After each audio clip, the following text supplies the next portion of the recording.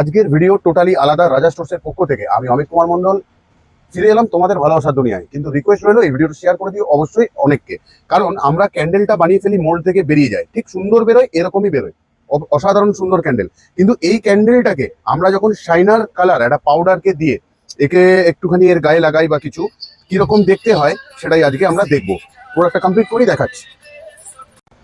দেখো, তোমরা দেখতে পাচ্ছ এই ক্যান্ডেলটা টোটাল চেঞ্জ হয়ে গেল, একদম হাই গ্লসি, দেখতে সুন্দর। এখনকার লেটেস্ট এটা চলছে, যে কোনো ক্যান্ডেলকে এরকম সুন্দর করে দেওয়া যায়। যদি ক্যান্ডেলটা খারাপও হয় তাও এটা এতটাই সুন্দর হয়ে যায়। 5খানা শাইনার কালার আমাদের কাছে উপস্থিত আছে।